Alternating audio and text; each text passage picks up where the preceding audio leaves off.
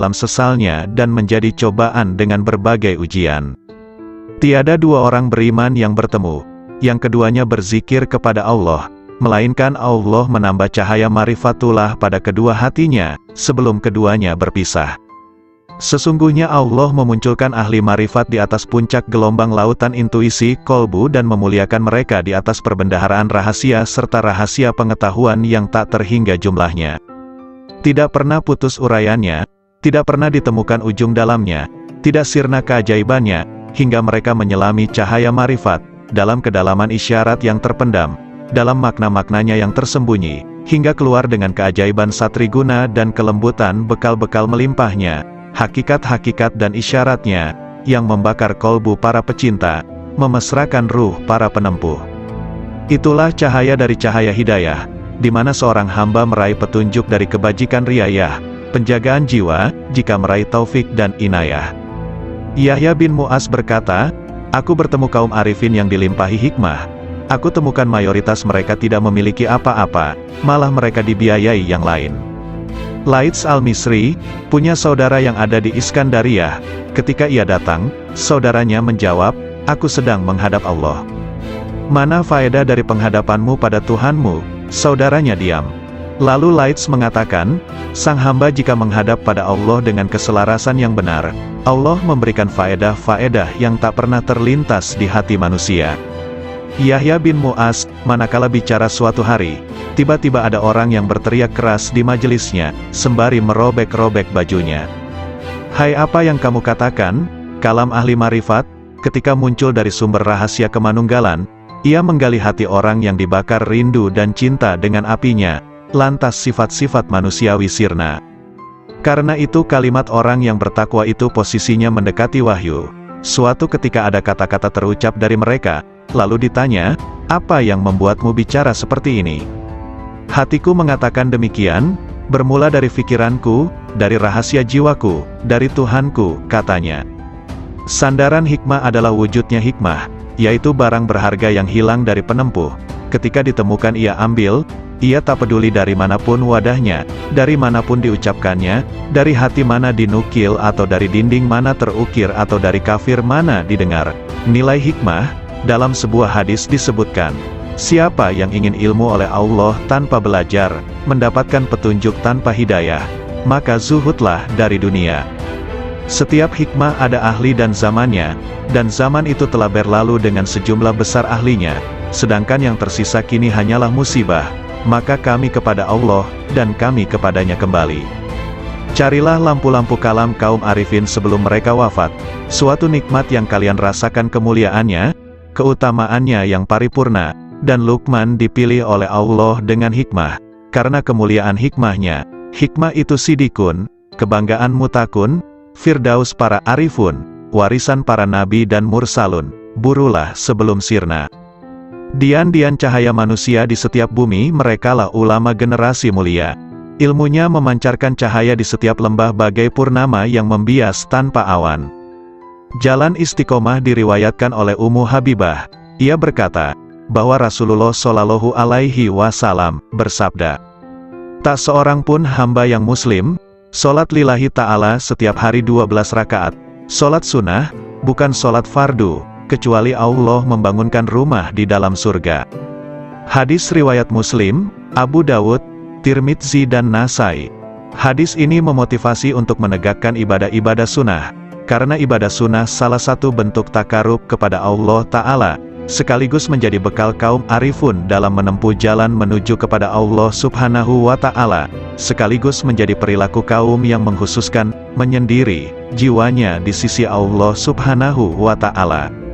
Anak-anak sekalian, ketahuilah, siapa yang hakikat batinnya menyendiri bersama Allah secara total, dan rahasia sirnya benar-benar manunggal, akan terbuka seluruh tirai, segala bukti menjadi nyata, ketika musyahadah pada cahaya al-haq Allah Subhanahu wa Ta'ala. Di sanalah Allah menuangkan minuman dengan gelas cintanya, hingga ia mabuk dari lainnya, segalanya menjadi riang dan ringan, segala diamnya adalah zikir, nafasnya adalah tasbih, kalamnya adalah penyucian, dan tidurnya adalah sholat, doa. Sang hamba senantiasa menaiki kendaraan marifat, hingga bertemu yang dimarifati.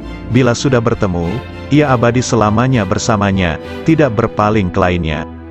Kolbu itu ibarat istana, dan marifat adalah rajanya, akal adalah menterinya yang punya departemen dan instrumen, lisan sebagai penerjemah, sedangkan rahasia batinnya dari Khazanah Ar-Rahman, masing-masing konsisten dengan posisinya, sedangkan arah seluruhnya adalah istiqomahnya sir bersama Allah Subhanahu wa Ta'ala. Bila sir istiqomah, maka marifat menjadi istiqomah, lalu akal menjadi lurus.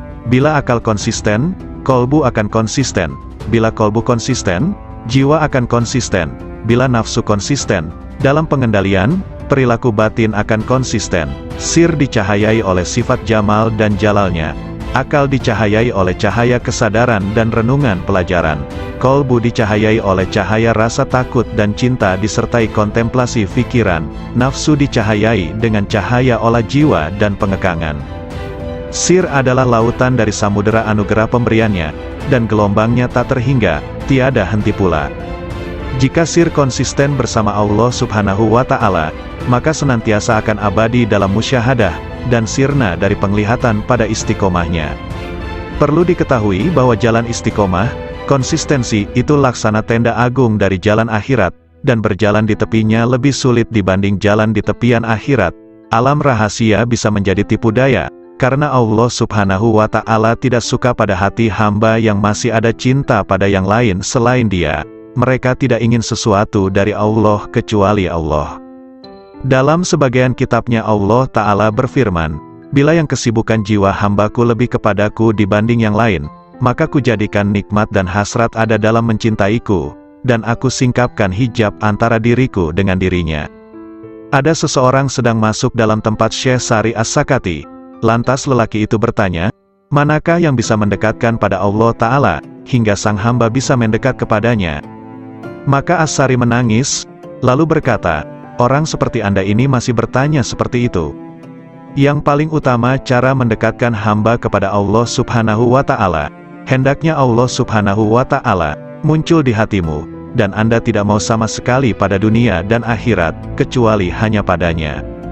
Ibrahim bin Adham mengatakan, "Puncak dari hasrat dan citaku dalam hubunganku dengan Allah Ta'ala adalah, hendaknya Dia menjadikan diriku condong terus kepadanya, hingga aku tak memandang apapun selain Dia, dan aku tidak sibuk dengan siapapun selain sibuk dengannya. Aku tak peduli Dia jadikan diriku jadi debu, atau hilang sama sekali." Nabi Ibrahim pernah ditanya, "Dengan cara apa Anda dapatkan keakraban dengan Allah Ta'ala?"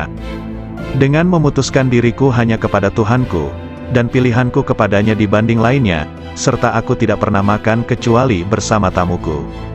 Rabia Al-Basriyah mengatakan, "Oh Tuhanku, hasratku di dunia dan di akhirat nanti hanya mengingatmu, dan hasratku di akhirat dari akhirat hanya memandangmu, maka lakukanlah antara keduanya sekehendakmu." Abu Yazid Al-Bistami menegaskan, "Rahasia batinku naik menuju Allah Subhanahu wa Ta'ala, lalu terbang dengan sayap marifat dengan cahaya kecerdasan di cakrawala wahdaniyah, kemahatunggalannya. Tiba-tiba nafsu menghadapku dan berkata, 'Kemana kau pergi? Akulah nafsumu dan engkau harus bersamaku.' Namun rahasia batinku, sir, sama sekali tidak menoleh padanya. Kemudian makhluk-makhluk lain menghadap sirku, mereka bertanya, 'Kemana kau pergi? Kami adalah teman dan tempat curhatmu, engkau harus bersama kami, demi solidaritas padamu.' Sirku sama sekali tidak menoleh. Lantas surga dengan segenap isinya menghadap sirku. Mereka bertanya, 'Kemana engkau pergi? Engkau itu bagiku dan engkau harus di sini denganku.' Maka sirku sama sekali tidak berpaling. Lalu anugerah dan pemberian menghadapku, begitu juga karomah-karomah, hingga melewati kerajaannya, sampai pada kemah fardaniyah, ketunggalannya, lantas melampaui universalitas dan keakuan, hingga sirku sampai di hadapan Allah Subhanahu wa Ta'ala. Dialah yang kucari." Allah Subhanahu wa Ta'ala berfirman kepada Nabi Musa, "Wahai Musa, sesungguhnya orang yang menjumpaiku pasti tidak akan kembali dariku, dan tidak akan kembali kecuali dari jalan lurusku." Abul Abbas Nin Atta mengatakan, "Manakala akhirat muncul dalam diri hamba, dunia menjadi sirna di sisinya, sehingga sang hamba hanya menetap di negeri keabadian. Namun manakala sang hamba berada dalam penyaksian Allah Ta'ala, segala hal selain Allah Ta'ala sirna, dan hamba abadi bersama Allah Subhanahu wa Ta'ala." Ada lelaki di hadapan Abu Yazid, berkata, "Ada informasi sampai kepadaku bahwa engkau punya Ismul Azam, sangat senang jika engkau mengajariku." Abu Yazid menjawab, "Nama Allah itu tidak terbatas, namun kosongkan hatimu hanya bagi kemahaesaannya, meninggalkan berpaling pada selain Allah Ta'ala.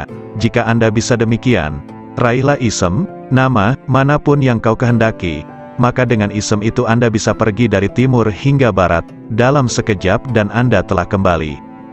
Zunnun al-Misri mengatakan, "Ketika aku naik haji, tiba-tiba ada anak muda mengatakan, 'Oh Tuhanku, aku telah mengumpulkan tebusanmu, dan engkau maha tahu, lalu apa yang engkau berlakukan pada mereka?'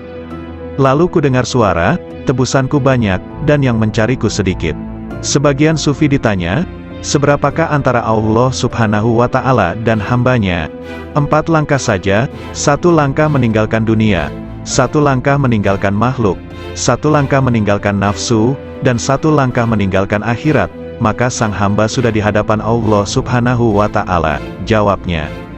Sari berkata, "Siapa yang bangkit untuk taat kepada Allah Ta'ala tanpa ada yang lain, Allah akan memberi minuman dari mata air cinta darinya, dan dihantar menuju tempat yang benar." Sayyidina Ali karramallahu wajhah mengatakan, "Orang arif manakala keluar dari dunia tak ada pemandu maupun penyaksi di hari kiamat, tidak ada malaikat Ridwan di surga, juga tidak ada malaikat Malik di neraka." Beliau ditanya, "Lalu di mana sang arif dijumpai?" Di hadapan Allah yang Maha Diraja, di tempat yang benar. Ketika mereka bangkit dari kuburnya, mereka tidak bertanya-tanya, "Mana keluarga dan anakku? Mana Jibril dan Mikail? Mana surga dan pahala?" Namun justru berkata, "Manakah kekasihku dan kemesraan hatiku?" Kolbu kaum arifin punya mata yang memandang apa yang tak biasa dipandang manusia. Sedangkan lisannya berkata dengan rahasia batinnya munajat dari malaikat-malaikat mulia di sisinya yang mencatat sayap-sayap yang terbang tanpa bulu hinggap di sisi Rabbul Alamin.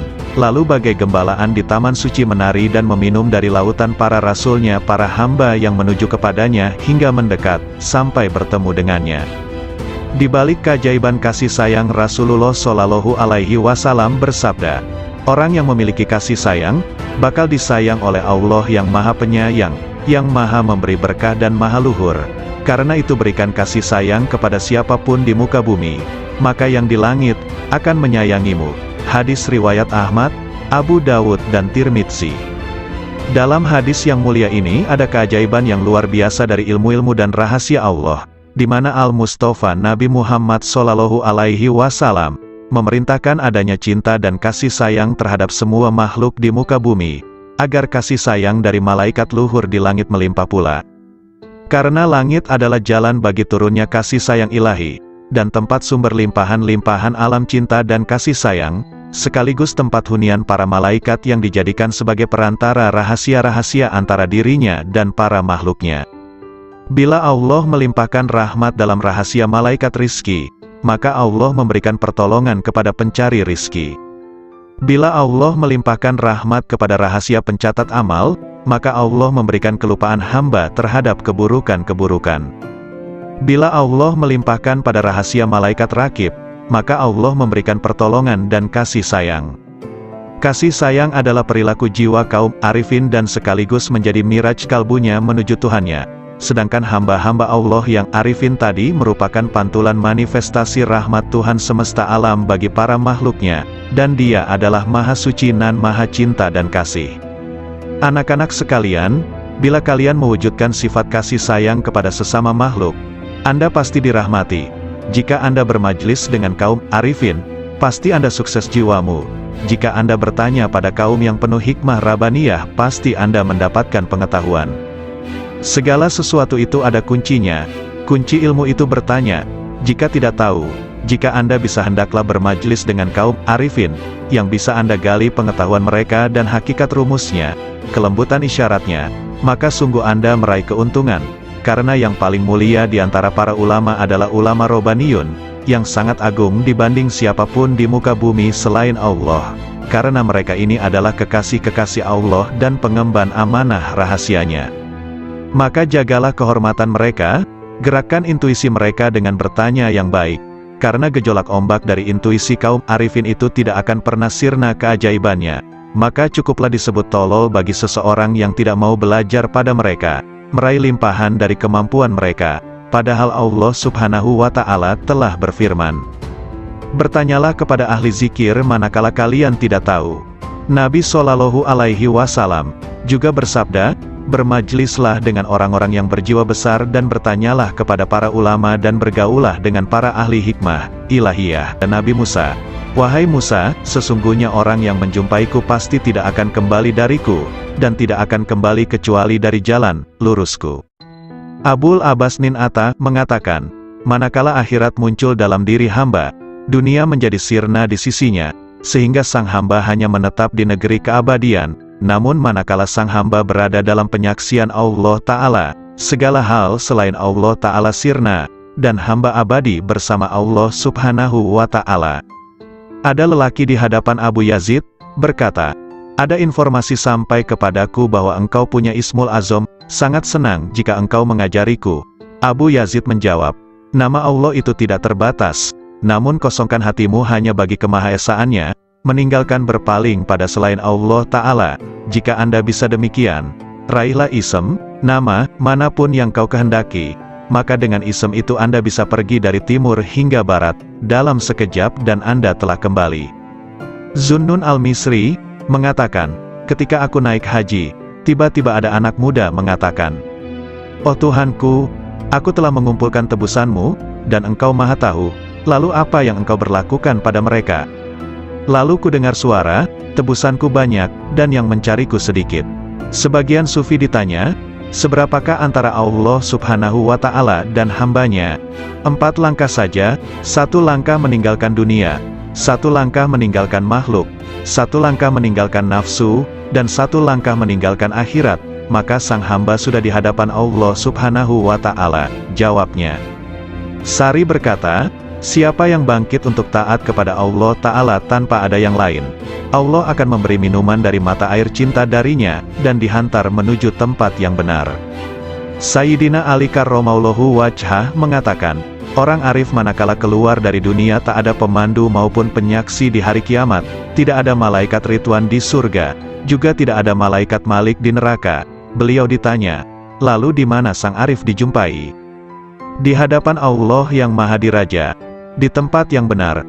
Ketika mereka bangkit dari kuburnya, mereka tidak bertanya-tanya, "Mana keluarga dan anakku? Mana Jibril dan Mikail? Mana surga dan pahala?" Namun justru berkata, "Manakah kekasihku dan kemesraan hatiku?" Kolbu kaum arifin punya mata yang memandang apa yang tak biasa dipandang manusia.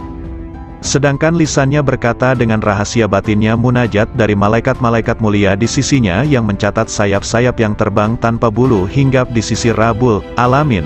Lalu bagai gembalaan di taman suci menari dan meminum dari lautan para rasulnya, para hamba yang menuju kepadanya hingga mendekat, sampai bertemu dengannya.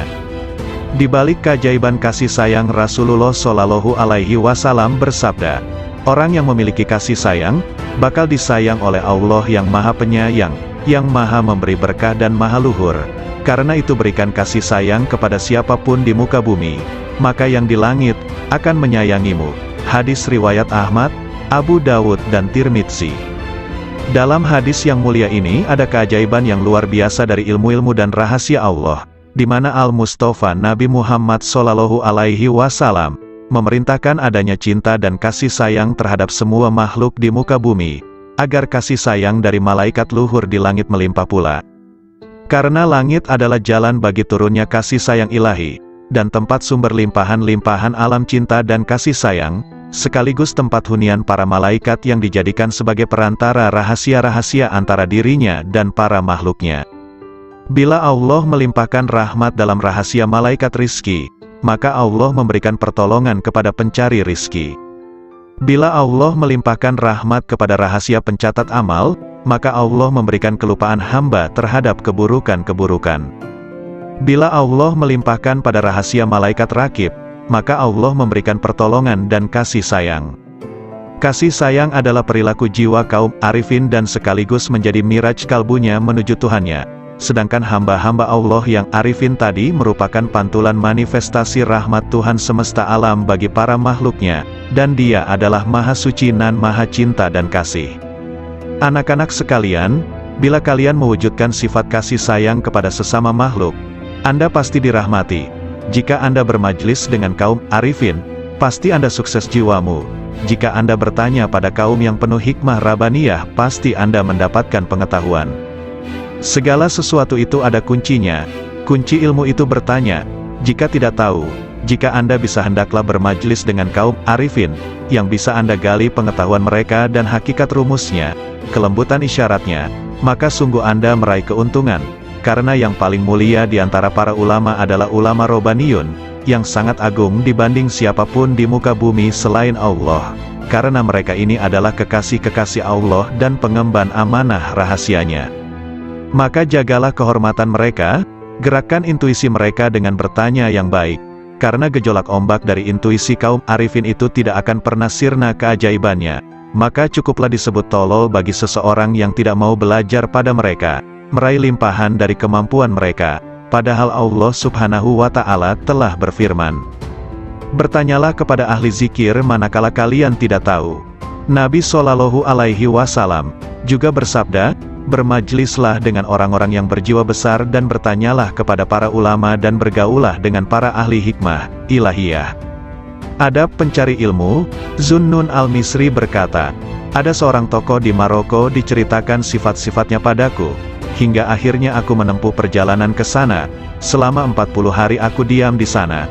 Namun aku tidak mendapatkan pengetahuan apa-apa. Saya tahu tokoh itu sangat sibuk dengan Tuhannya. Padahal aku pun juga tidak pernah sedikit pun mengurangi rasa hormatku. Suatu hari ia melihatku. 'Dari mana seorang pengembara ini?' tanyanya. Aku ceritakan perjalananku dan sebagian kondisi jiwaku. 'Apa yang membuat Anda kemari?' 'Saya ingin menggali ilmu Anda,' kataku. 'Takwalah kepada Allah dan pasrahlah kepadanya, karena Dia adalah yang maha memelihara dan maha terpuji,' katanya kemudian diam begitu lama. 'Mohon ditambah lagi bagiku, semoga Allah merahmatimu. Saya ini orang yang sangat asing, dan datang dari negeri yang jauh. Aku ingin bertanya banyak hal yang bergolak di batinku.' 'Anda ini pelajar, seorang ulama atau peneliti?' tanyanya padaku. 'Saya ini pelajar yang sangat butuh pengetahuan.' 'Nah, Anda sebaiknya tetap di posisi Anda sebagai pelajar. Jagalah adab dan jangan melampaui batas. Sebab jika Anda melampaui batas adab tadi malah rusak manfaatnya.' Para cendekiawan itu dari kalangan para ulama, sedangkan para arifun itu dari kaum sufi yang menempuh jalan kebenaran dan menempuh segala jerih payah kesusahan. Mereka pergi dengan kebajikan dunia akhirat. Semoga Allah memberikan rahmat padamu. Kapankah seorang hamba sampai pada tahap yang Anda ungkapkan sifatnya itu? Tanyaku lagi. Jika ia telah keluarkan hatinya dari sebab akibat duniawi. Kapan seorang hamba bisa demikian? Jika ia telah keluar dari merasa bisa berdaya dan berupaya. Apakah pangkal akhir seorang arif itu? Jika semuanya seperti tiada ketika semuanya ada. Kapan sampai pada martabat sidikin? Jika sudah mengenal dirinya. Kapan mengenal dirinya? Jika telah tenggelam di lautan anugerah, dan keluar dari tempat keegoannya dan berpijak pada langkah keluhuran. Kapan sampai pada sifat-sifat itu? Bila ia duduk di kapal ketunggalan.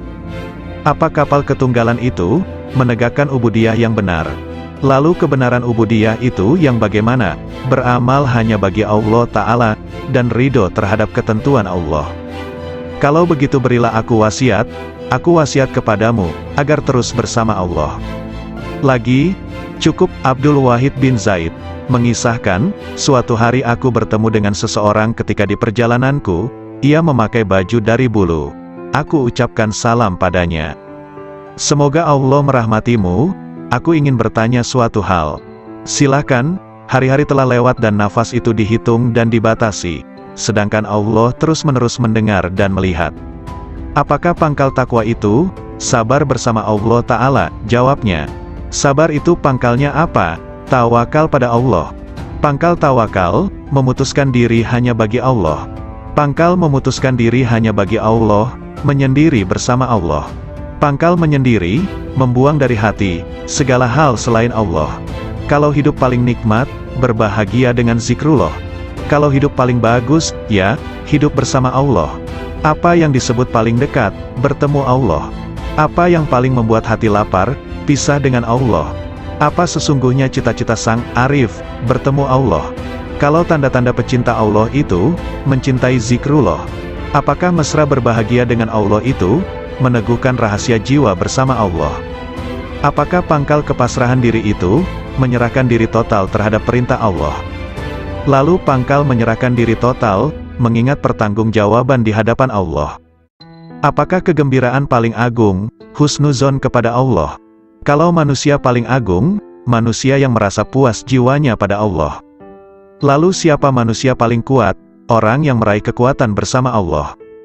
Kalau orang yang bangkrut itu siapa? Orang yang rela pada selain Allah. Apakah kehilangan harga diri itu, bila menanjak jiwanya tanpa bersama Allah? Kapan seorang hamba terjauhkan dari Allah, bila ia tertutup dari Allah?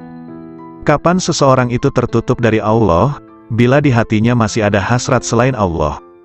Siapakah orang yang alpa itu? Siapapun yang menghabiskan umurnya tanpa disertai ketaatan pada Allah. Apakah zuhud di dunia itu, meninggalkan segala hal yang menyibukkan hatinya dari Allah? Siapakah orang yang menghadap Allah? Ya, siapapun yang menghadap pada Allah. Lalu siapa yang lari dari Allah? Siapapun yang lari dari Allah. Apakah kolbun salim itu? Kolbu yang di dalamnya tidak ada lagi selain Allah. Tolong beritahu aku, dari mana Anda makan, dari kekayaan Allah? Apa sih yang Anda sukai? Apapun yang ditentukan Allah padaku. Kalau begitu beri aku wasiat, lakukan taat kepada Allah dan ridolah kepada ketentuannya, bersenanglah dengan zikrullah, maka kalian akan jadi pilihan Allah. Orang yang mengenal Allah tidak akan maksiat. Suatu hari dalam perjalananku, kata Zunnun al-Misri, aku bertemu dengan orang tua, yang di wajahnya ada tanda sebagai kaum arifin. Semoga Allah merahmati Anda. Manakah jalan menuju Allah? Tanyaku padanya. Kalau Anda mengenalnya pasti Anda tahu jalan menuju padanya. Apakah seseorang bisa beribadah kepadanya tanpa mengenalnya? Apakah orang yang mengenalnya itu maksiat padanya? Jawabnya, bukankah Adam, itu maksiat padanya dengan keparipurnaan marifatnya? Maka dia lupa, dan kami tidak menemukan baginya tekad. Sudahlah, kita jangan berdebat.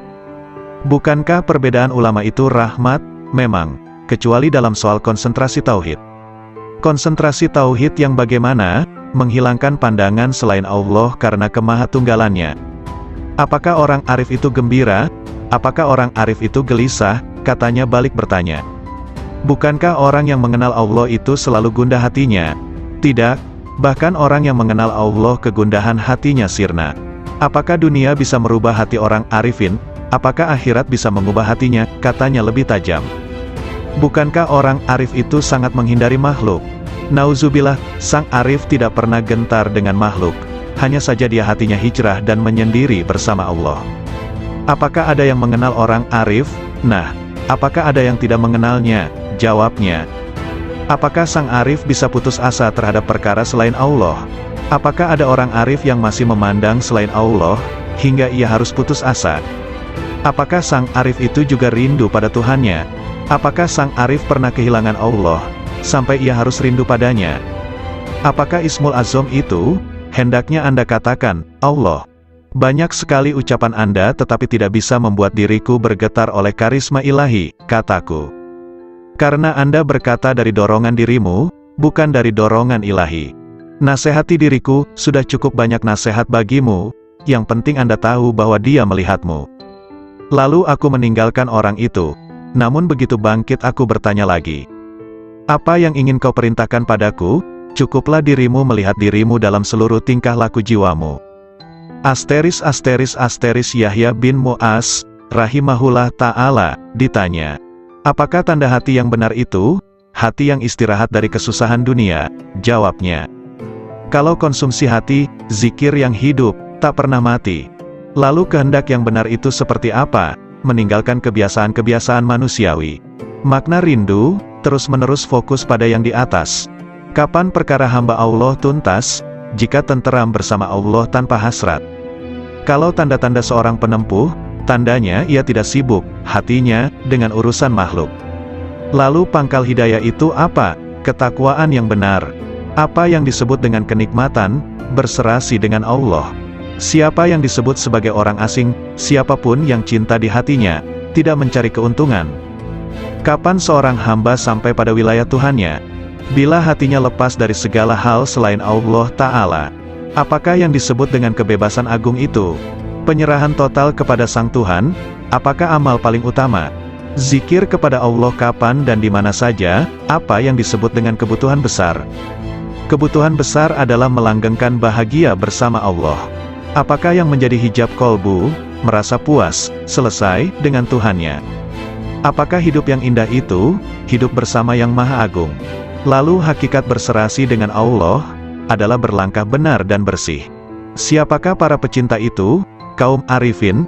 Siapa yang disebut orang mulia? Siapapun yang meraih kemuliaan bersama Yang Maha Mulia. Siapa yang disebut manusia utama? Siapapun yang bermesra bahagia dengan Yang Maha Lembut. Siapa yang disebut orang alpa? Siapapun yang menyia-nyiakan usianya. Apakah yang disebut dunia? Segala hal yang membuat Anda lupa pada Allah. Memang benar, sumber kemarifatan adalah kolbu, karena firman Allah Ta'ala. Sesungguhnya syiar itu dari ketakwaan kolbu, sedangkan sumber musyahadah adalah kedalaman kolbu, karena firman-Nya. Kedalaman kolbu tak pernah dusta terhadap apa yang dilihatnya. Sumber cahaya adalah dada, karena firman-Nya, bukankah orang yang dilapangkan dadanya oleh Allah terhadap Islam, maka dialah yang mendapatkan cahaya dari Tuhannya. Dan segala cinta yang semakin bertambah, senantiasa menambah rasa cinta kita kepada Rasulullah Shallallahu Alaihi Wasallam, dan para wali-walinya. Derajat Arifin, riwayat dari Irman bin Hashim, bahwa sesungguhnya Rasulullah Shallallahu Alaihi Wasallam bersabda, dari umatku bakal masuk surga 70.000 orang tanpa hisab. Mereka bertanya, siapakah mereka itu wahai Rasulullah?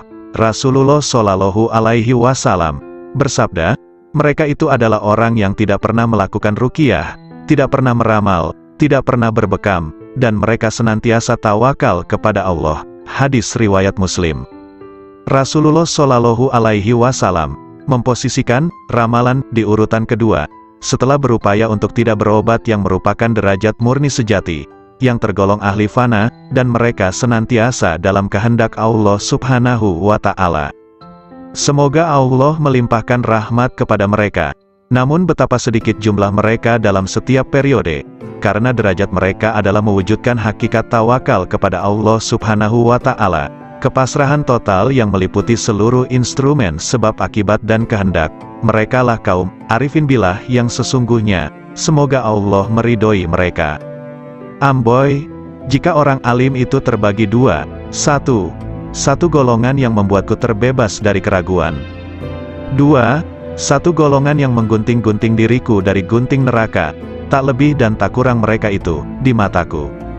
Anak-anak sekalian, ketahuilah orang arif kepada Allah Subhanahu wa Ta'ala dengan marifat yang benar, senantiasa terhanguskan hasratnya di bawah keceriaan dalam wahdaniyahnya, dan tak ada keceriaan mulai dari arasy sampai muka bumi yang lebih besar ketimbang kegembiraan marifat kepada Allah Subhanahu wa Ta'ala.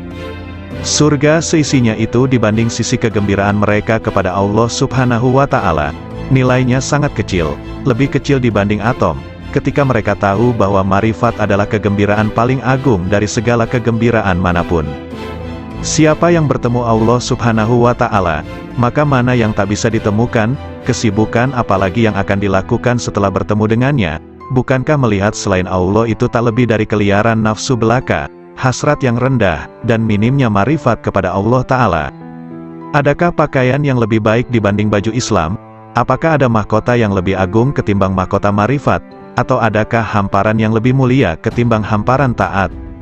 Allah Subhanahu wa Ta'ala berfirman, katakan, dengan karunia Allah dan dengan rahmatnya, maka dengan karunia dan rahmat itulah kalian semua bergembira. Dalam sebagian munajatnya Ibrahim bin Adham mengatakan, Ilahi, Engkau maha tahu surga dan seisinya, rasanya tak melintas padaku walau sesayap nyamuk setelah Engkau beri aku marifat kepadamu, dan kemesraanku kepadamu, dan Engkau telah membuatkan mencurah untuk tafakur atas keagunganmu, serta Engkau telah menjanjikan padaku untuk memandang wajahmu.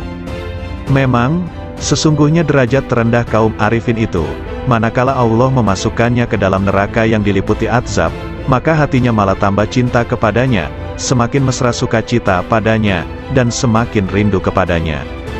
Ibnu Sirin berkata, jika aku harus memilih antara surga dan sholat 2 rakaat, aku memilih sholat 2 rakaat, karena dalam 2 rakaat ada ridhonya Allah Subhanahu wa Ta'ala, takarub kepadanya, sedang dalam surga yang ada kesenangan nafsu dan kesenangan manusia. Ketika Nabi Ibrahim dilemparkan ke dalam api, mereka mengatakan, bakarlah dia, dan mintalah pertolongan pada Tuhan kalian, kata mereka. Nabi Ibrahim menjawab, cukuplah bagiku Tuhanku dan dialah sebaik-baik tempat berserah diri, sebaik-baik Tuhan dan sebaik-baik penolong. Kemudian Allah Subhanahu wa Ta'ala berfirman, wahai api jadilah dirimu dingin sejuk dan menyelamatkan atas Ibrahim. Berserah diri diriwayatkan, ketika Allah Subhanahu wa Ta'ala berfirman kepada Nabi Ibrahim, wahai Ibrahim, engkaulah sahabat dekatku, dan aku sahabat dekatmu. Maka jangan berpaling dariku, yang menyebabkan putusnya hubungan kesahabatan antara diriku dan dirimu, karena orang yang benar-benar mengaku sahabat dekatku jika dibakar oleh api, hatinya sama sekali tidak bergeser dariku, karena menghormati kebesaranku. Allah Subhanahu wa Ta'ala juga menyebutkan dalam Al-Quran, ketika Tuhannya berkata kepada Ibrahim, Islamlah, Ibrahim menjawab, aku Islam kepada Tuhannya semesta alam. Allah Subhanahu wa Ta'ala mengetahui kepasrahan totalnya, Islam, sampai kemudian ia dilempar dalam api. Abu Abdullah bin Muqatil bermunajat, Ilahi, janganlah engkau masukkan diriku ke dalam neraka, karena api pun bisa menjadi dingin padaku karena cintaku kepadamu.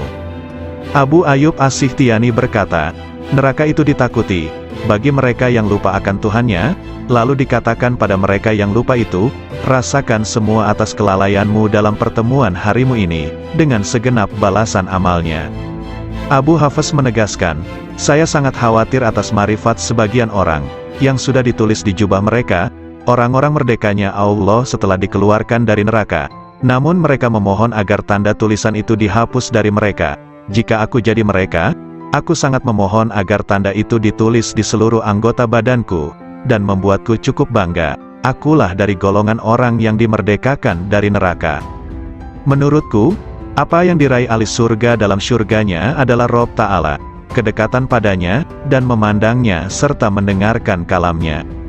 Ingat istri Fir'aun ketika bermunajat, Tuhanku, bangunkan rumah bagiku di sisimu dalam surga. Sebagaimana disebutkan, tetangga dulu, baru rumah. Ibrahim bin Adham mengatakan, aku sangat malu jika tujuan utamaku adalah makhluk, padahal Allah Subhanahu wa Ta'ala telah berfirman kepada sebagian para nabinya, siapa yang berkehendak pada kami, ia tak ingin selain diri kami. Sebagian Syekh Sufi mengatakan, aku pernah melihat seorang pemuda di Masjidil Haram sedang dalam kondisi menderita dan kelaparan. Saya sangat kasihan padanya. Aku punya 100 dinar dalam kantong. Lalu kudekati dia, hai sayang, ini buat kebutuhan-kebutuhanmu. Pemuda itu tidak menoleh sama sekali padaku, dan aku terus mendesaknya. Pemuda itu berkata, hai Syekh, dinar ini sesuatu yang tidak bisa aku jual dengan surga dan seisinya. Surga itu negeri keagungan, asal sumber keteguhan dan keabadian, bagaimana aku menjualnya dengan harga yang hina? Abu Musa Ad-Dailabi, pelayan Abu Yazid, semoga Allah merahmati keduanya, berkata, aku pernah mendengar seorang syekh di Bistam mengatakan, aku bermimpi, sepertinya Allah Subhanahu wa Ta'ala berfirman, kalian semua sedang mencari sesuatu dariku, selain Abu Yazid, sesungguhnya dia mencariku dan menghendakiku, dan aku pun menghendakinya. Abu Abdullah mengatakan, jadikan Allah itu sebagai majlis dan tempat kemesraan, disiplinlah hikmah pada Tuhanmu, maka dunia akan datang kepadamu dalam keadaan merana, dan kau diburu akhirat, dan akhirat begitu rindu. Hai pemburu dunia, tinggalkan dunia, maka dunia memburumu, lanjutnya. Abu Said Al-Haras mengatakan, suatu hari aku di tempat wukuf, lalu aku ingin memohon kepada Allah Subhanahu wa Ta'ala sesuatu kebutuhan, lantas muncul bisikan lembut tanpa suara kepadaku, di hadapanmu Allah, kamu masih mencari selain Allah. Ada seseorang menulis surat kepada saudaranya, Amma Badu, tamparlah muka para penghasrat dunia dengan dunianya, tamparlah pencari akhirat pada wajah pemburunya, bermesralah dengan Rabbul Alamin, wassalam. Abu Abdullah An-Nasaj mengatakan, Janganlah menumpuk banyak surga bagi orang beriman, karena Allah akan memberikan kelayakan yang lebih banyak dibanding surga, yaitu marifat. Seseorang sholat jenazah dengan 5 kali takbir, ditanya kenapa sampai 5 kali, 4 takbiranku untuk si mayit, dan 1 untuk 2 rumah, dunia akhirat, katanya. Kisah terjadi ketika ayat Al-Quran dibacakan pada Abu Yazid. Di antara kalian ada yang berharap dunia, dan di antara kalian ada yang berharap akhirat. Lalu Abu Yazid berkata, mana yang berharap kepada Tuhan? Amirul Mukminin Ali bin Abi Thalib berkata kepada Abu Bakar As-Siddiq, wahai Khalifah Rasulullah Shallallahu Alaihi Wasallam, bagaimana Anda meraih posisi derajat ini hingga mendahului kami? Abu Bakar Siddiq menjawab, dengan 5 perkara. Pertama, aku dapatkan manusia 2 kelompok, pemburu dunia dan pemburu akhirat, sedangkan aku pemburu Tuhan. Kedua, sejak aku masuk Islam, aku tak pernah kenyang dengan makanan dunia. Ketiga, aku tak pernah segar minum minuman dunia. Keempat, jika muncul di hadapanku 2 pilihan amaliyah, amal dunia dan amal akhirat, aku pasti memilih amal akhirat. Kelima, aku berguru, bersahabat, pada Nabi Shallallahu Alaihi Wasallam, dan aku senantiasa bersahabat yang sebaik-baiknya. Sungguh mengherankan, riwayat dari Umar bin Khattab, aku mendengar Rasulullah mengatakan, sesungguhnya amal-amal itu bergantung dengan niat-niatnya, dan sesungguhnya setiap orang tergantung apa yang diniatkan. Maka siapa yang hijrahnya kepada Allah dan Rasul-Nya, maka hijrahnya kepada Allah dan Rasul-Nya. Dan barang siapa yang hijrahnya kepada dunia akan mendapatkan dunia, atau kepada perempuan, akan mengawininya, maka hijrahnya tergantung apa yang diorientasikannya. Hadis riwayat Bukhari, Muslim dan Nasai dan yang lain. Hati kaum arifin senantiasa menuju Rabbul Alamin. Raihlah tujuan perjalanan akhir tanpa hambatan, hanya menuju dan bagi Allah, janganlah kelain Allah. Setiap apa yang kau harapkan teguh dengan hijrah kepada Allah. Riwayat Anas bin Malik berkata, bahwa di bawah dinding di mana Allah Subhanahu wa Ta'ala memberi kabar melalui firman-Nya.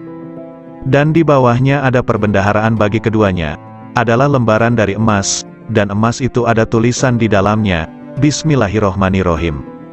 Aku heran kepada orang yang meyakini kematian, bagaimana ia bisa gembira. Aku heran pada orang yang meyakini takdir, bagaimana ia susah. Aku heran kepada orang yang meyakini adanya neraka, bagaimana ia bisa tertawa. Aku heran dengan orang yang meyakini sirnanya dunia dan penghuninya akan terbalik, bagaimana ia merasa tenteram di dunia. La ilaha illallah Muhammadur Rasulullah.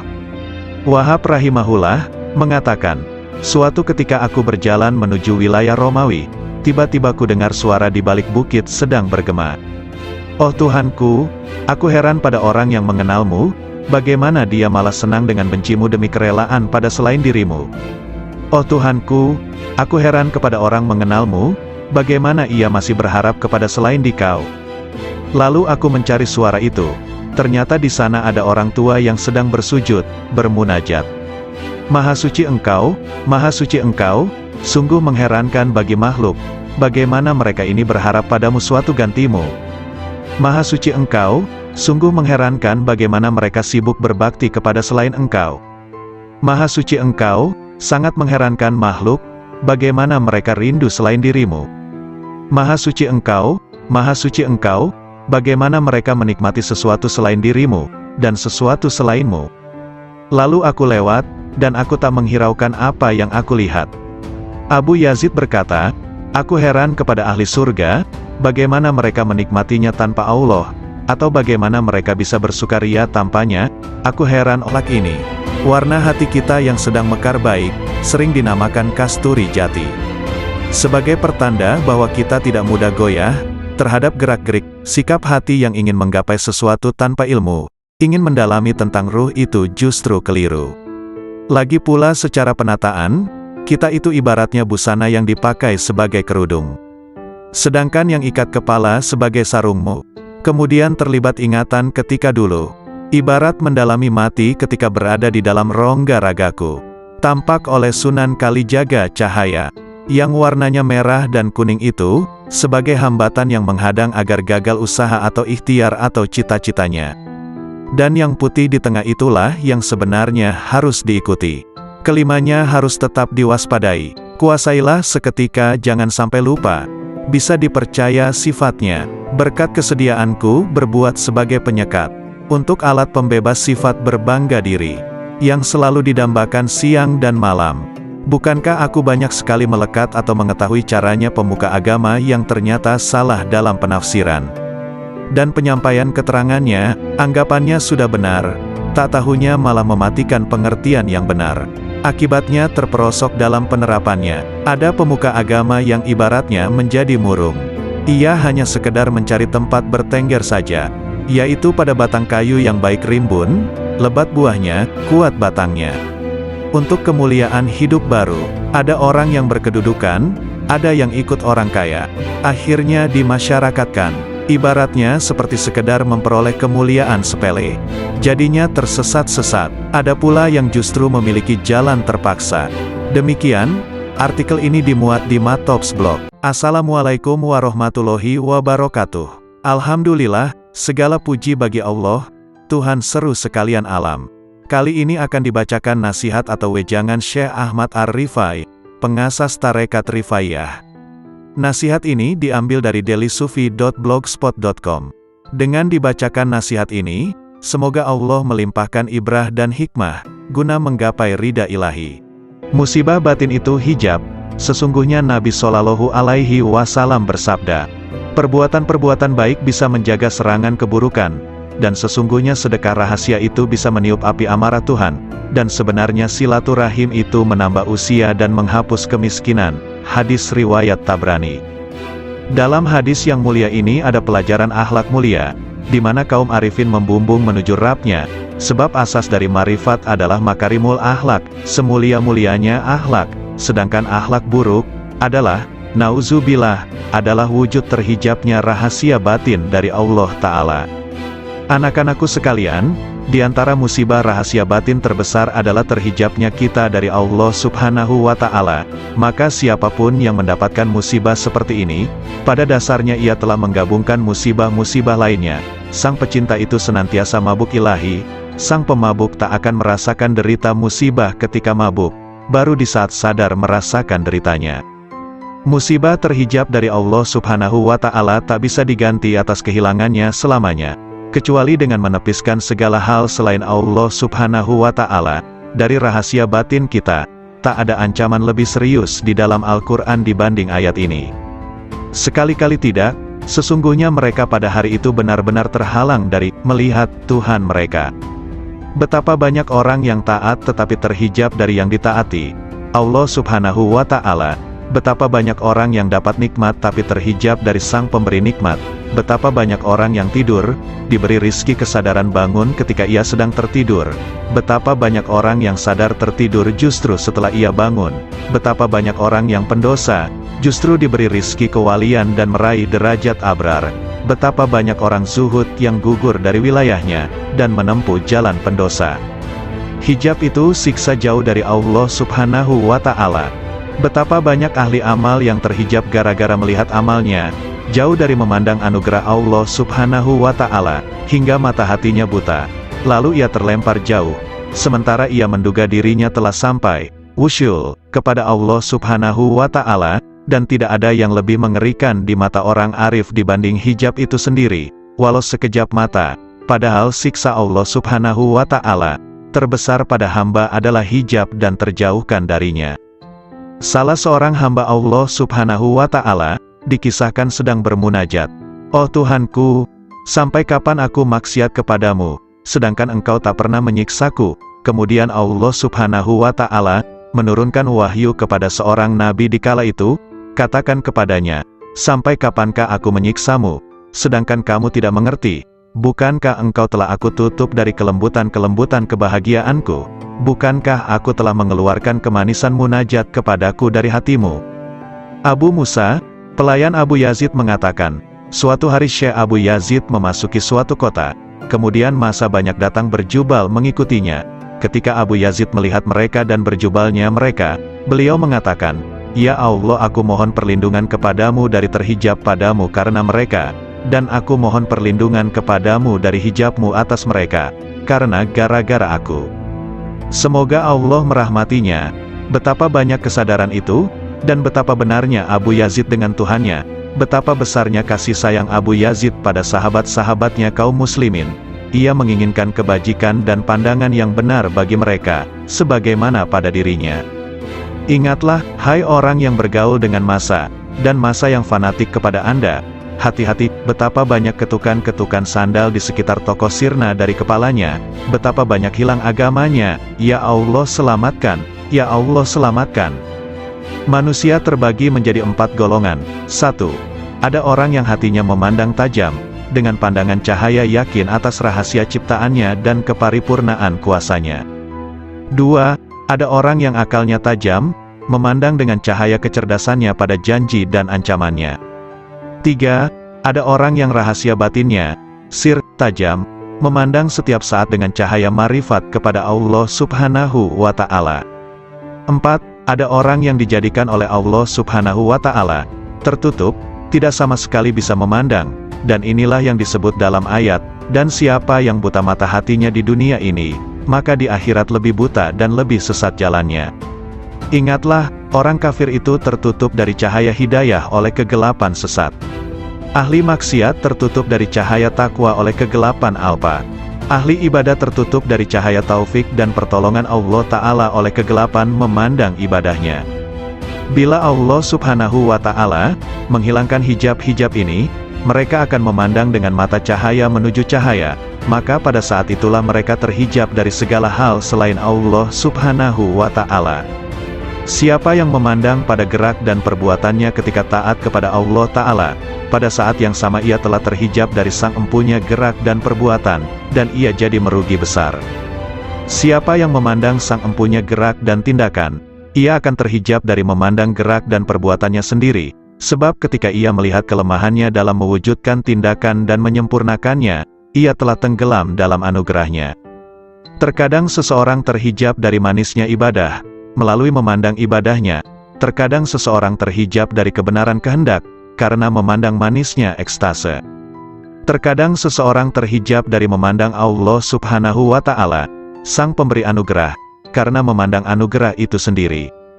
An-Nasaj mengatakan, siapa yang memandang dirinya dalam ibadahnya, berarti tidak bisa bersih dari ujub. Siapa yang memandang makhluk, ia tak akan bersih dari riya. Siapa yang memandang taatnya, tak akan bersih dari tipu daya. Siapa yang memandang pahala tak akan pernah bersih dari hijab. Siapa yang memandang Rabb Ta'ala, maka itulah berada dalam posisi yang benar di sisi Tuhan di Raja yang kuasa. Abu Bakar bin Abdullah mengatakan, siapa yang sibuk dengan nuansa hikmah dan rahasia-rahasianya, maka ia akan terhijab dari hakikatnya, dan aku tak pernah diperlihatkan maksiat yang lebih bahaya ketimbang melupakan Allah Subhanahu wa Ta'ala dan penggantungan hati pada selain Allah Subhanahu wa Ta'ala.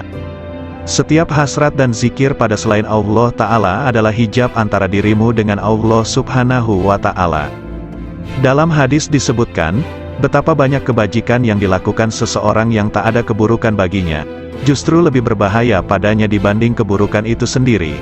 Dan betapa banyak keburukan yang dilakukan seseorang yang tak ada kebajikan padanya, justru lebih bermanfaat padanya dibanding kebajikan itu sendiri.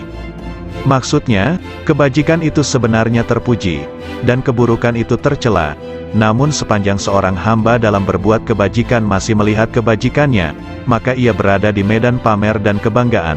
Dan sepanjang hamba dalam keburukan, namun ia masih melihat keburukan itu, berarti ia berada di medan remuk redam dirinya dan merasa sangat butuh padanya. Padahal kondisi hamba dalam situasi sangat butuh pada Allah itu lebih baik. Abu Bakar As-Siddiq mengatakan, ya Allah aku mohon berlindungan padamu dari syirik tersembunyi. Sedangkan Rabi'ah menegaskan, dunia telah menutupi penghuninya dari Allah Subhanahu wa Ta'ala. Seandainya mereka meninggalkannya pastilah tampak di alam malakutnya. Lalu ia kembali dengan sari guna yang berfaedah.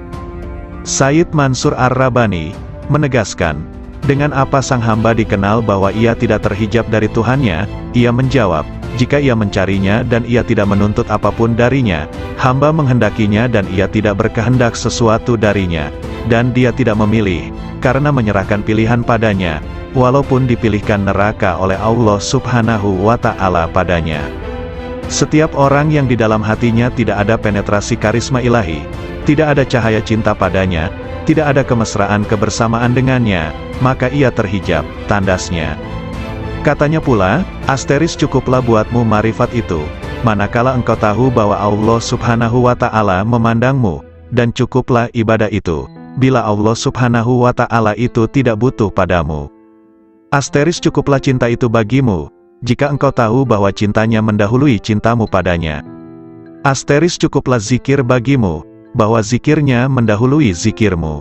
Asteris hati ketika dilanda karisma ilahi, segala hal berbau syahwat sirna.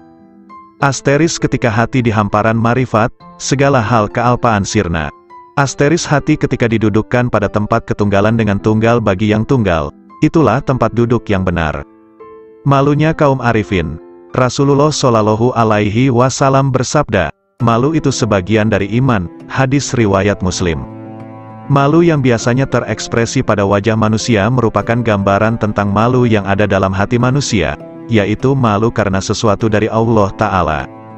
Sehingga malu terekspresi dari malu wajah dan malu kolbu, merupakan bagian dari iman kepada Allah Ta'ala, di mana kaum arifin menjadikannya sebagai orientasi atas kelemahan dan cacat rahasia hatinya di hadapan Allah Ta'ala.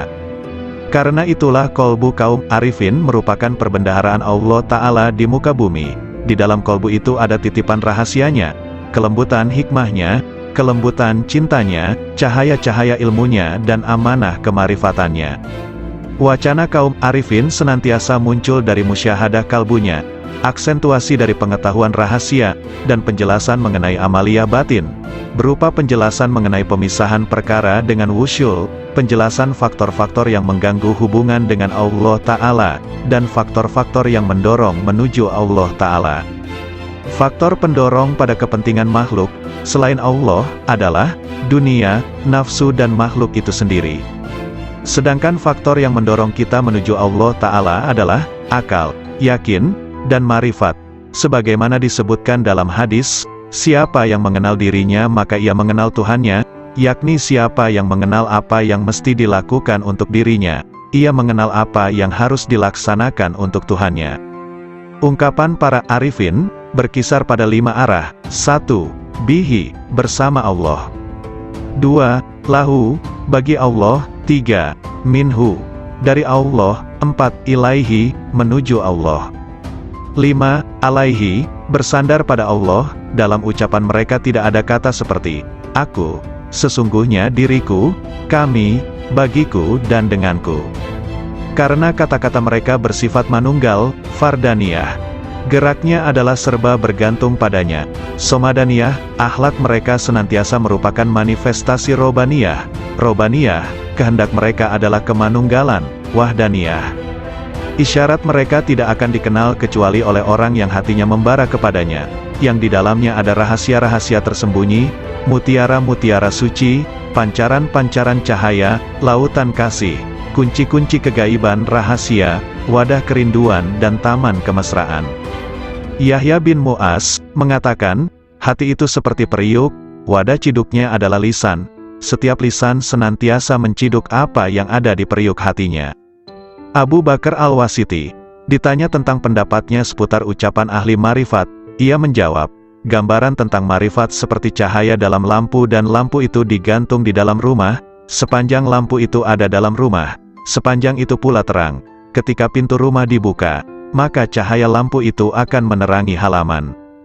Kalam kaum arifin senantiasa memancarkan cahaya kepada ahli cahaya, hingga air mata mereka meleleh, dan lisannya berzikir. Allah Ta'ala berfirman, bila mereka mendengarkan apa yang diturunkan kepada Rasul, kamu melihat air mata mereka meleleh, karena marifat mereka terhadap Allah, mereka mengatakan, oh Tuhan kami beriman dan catatlah kami bersama orang-orang yang menyaksikanmu. Metafor jiwa kaum arif seperti rumah, hatinya seperti lampu, minyaknya adalah rasa yakin, airnya dari kejujuran hati, pintalannya dari ikhlas, kacanya dari kebeningan dan kerelaan hati, dan gantungannya dari akal. Khauf itu adalah api dalam cahaya, sedangkan raja, harapan, adalah cahaya dalam api. Marifat seperti cahaya dalam cahaya. Lampu itu digantung di pintu lobang. Jika seorang arif membuka mulutnya, akan muncul hikmah dari dalam hatinya, mengalirlah cahaya hati lewat mulutnya, lalu cahaya itu membias kepada mereka yang siap disemai cahaya, lalu cahaya saling bergantungan dengan cahaya. Ada sebagian ucapan lebih dahsyat dibanding cahaya matahari, dan sebagian lebih gulita dibanding gelapnya malam. Kalam ahli marifat senantiasa adalah perbendaharaan Tuhan yang Maha Suci, di mana sumber-sumbernya adalah kolbu kaum arifin, di mana Allah memerintahkan agar menginfakkan cahaya itu kepada yang lain yang berhak menerimanya, dalam firman-Nya.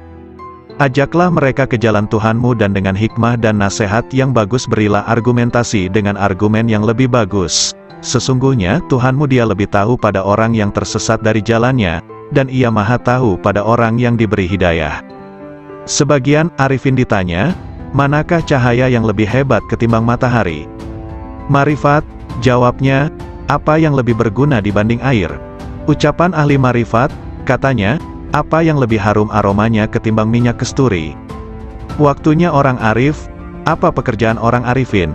Memandang pekerjaan rububiyah dan panji-panji kelembutan kudrah, jawabnya. Hasrat orang-orang soleh, Abu Said Al-Balhi, ditanya, kenapa ucapan orang pendahulu, salaf, lebih utama dibanding orang akhir, khalaf? Karena kehendak mereka adalah memuliakan Islam, menyelamatkan jiwa, kasih sayang pada sesama saudara dan ridho kepada Ar-Rahman, jawabnya. Sedangkan kehendak kita adalah memanjakan hawa nafsu, mencari pujian orang dan mencari kenikmatan dunia. Tambahnya lagi, seorang hamba manakala taat pada Tuhannya, Allah memberinya rejeki seteguk air dari sumber marifat, lalu ia mengucapkan dengan lisannya, namun jika ia meninggalkan taatnya, ia tidak akan merusak taat itu, namun tetap tersimpan di hatinya, dan tidak mengucapkannya dengan lisannya, agar ia tetap dalam sesalnya dan menjadi cobaan dengan berbagai ujian. Tiada dua orang beriman yang bertemu, yang keduanya berzikir kepada Allah, melainkan Allah menambah cahaya marifatullah pada kedua hatinya, sebelum keduanya berpisah. Sesungguhnya Allah memunculkan ahli marifat di atas puncak gelombang lautan intuisi, kolbu dan memuliakan mereka di atas perbendaharaan rahasia serta rahasia pengetahuan yang tak terhingga jumlahnya. Tidak pernah putus uraiannya, tidak pernah ditemukan ujung dalamnya, tidak sirna keajaibannya, hingga mereka menyelami cahaya marifat, dalam kedalaman isyarat yang terpendam, dalam makna-maknanya yang tersembunyi, hingga keluar dengan keajaiban satriguna dan kelembutan bekal-bekal melimpahnya, hakikat-hakikat dan isyaratnya, yang membakar kolbu para pecinta, memesrakan ruh para penempuh. Itulah cahaya dari cahaya hidayah, di mana seorang hamba meraih petunjuk dari kebajikan riayah, penjagaan jiwa, jika meraih taufik dan inayah. Yahya bin Mu'az berkata, aku bertemu kaum arifin yang dilimpahi hikmah. Aku temukan mayoritas mereka tidak memiliki apa-apa, malah mereka dibiayai yang lain. Laits al-Misri, punya saudara yang ada di Iskandariyah. Ketika ia datang, saudaranya menjawab, aku sedang menghadap Allah. Mana faedah dari penghadapanmu pada Tuhanmu? Saudaranya diam. Lalu Laits mengatakan, sang hamba jika menghadap pada Allah dengan keselarasan yang benar, Allah memberikan faedah-faedah yang tak pernah terlintas di hati manusia. Yahya bin Mu'az, manakala bicara suatu hari, tiba-tiba ada orang yang berteriak keras di majelisnya, sembari merobek-robek bajunya. Hai, apa yang kamu katakan? Kalam ahli marifat, ketika muncul dari sumber rahasia kemanunggalan, ia menggali hati orang yang dibakar rindu dan cinta dengan apinya, lantas sifat-sifat manusiawi sirna. Karena itu kalimat orang yang bertakwa itu posisinya mendekati wahyu. Suatu ketika ada kata-kata terucap dari mereka, lalu ditanya, apa yang membuatmu bicara seperti ini? Hatiku mengatakan demikian, bermula dari pikiranku, dari rahasia jiwaku, dari Tuhanku, katanya. Sandaran hikmah adalah wujudnya hikmah, yaitu barang berharga yang hilang dari penempuh. Ketika ditemukan ia ambil, hati lewat mulutnya, lalu cahaya itu membias kepada mereka yang siap disemai cahaya, lalu cahaya saling bergantungan dengan cahaya. Ada sebagian ucapan lebih dahsyat dibanding cahaya matahari, dan sebagian lebih gulita dibanding gelapnya malam. Kalam ahli marifat senantiasa adalah perbendaharaan Tuhan yang Maha Suci, di mana sumber-sumbernya adalah kolbu kaum arifin, di mana Allah memerintahkan agar menginfakkan cahaya itu kepada yang lain yang berhak menerimanya, dalam firman-Nya. Ajaklah mereka ke jalan Tuhanmu dan dengan hikmah dan nasihat yang bagus berilah argumentasi dengan argumen yang lebih bagus. Sesungguhnya Tuhanmu Dia lebih tahu pada orang yang tersesat dari jalannya, dan Ia Maha tahu pada orang yang diberi hidayah. Sebagian arifin ditanya, manakah cahaya yang lebih hebat ketimbang matahari? Marifat, jawabnya, apa yang lebih berguna dibanding air? Ucapan ahli marifat, katanya, apa yang lebih harum aromanya ketimbang minyak kesturi? Waktunya orang arif, apa pekerjaan orang arifin? Memandang pekerjaan rububiyah dan panji-panji kelembutan kudrah, jawabnya. Hasrat orang-orang soleh, Abu Said Al-Balhi, ditanya, kenapa ucapan orang pendahulu, salaf, lebih utama dibanding orang akhir, khalaf? Karena kehendak mereka adalah memuliakan Islam, menyelamatkan jiwa, kasih sayang pada sesama saudara dan ridho kepada Ar-Rahman, jawabnya. Sedangkan kehendak kita adalah memanjakan hawa nafsu, mencari pujian orang dan mencari kenikmatan dunia. Tambahnya lagi, seorang hamba manakala taat pada Tuhannya, Allah memberinya rejeki seteguk air dari sumber marifat, lalu ia mengucapkan dengan lisannya, namun jika ia meninggalkan taatnya, ia tidak akan merusak taat itu, namun tetap tersimpan di hatinya, dan tidak mengucapkannya dengan lisannya, agar ia tetap dalam sesalnya dan menjadi cobaan dengan berbagai ujian. Tiada dua orang beriman yang bertemu, yang keduanya berzikir kepada Allah, melainkan Allah menambah cahaya marifatullah pada kedua hatinya, sebelum keduanya berpisah. Sesungguhnya Allah memunculkan ahli marifat di atas puncak gelombang lautan intuisi, kolbu dan memuliakan mereka di atas perbendaharaan rahasia serta rahasia pengetahuan yang tak terhingga jumlahnya. Tidak pernah putus uraiannya, tidak pernah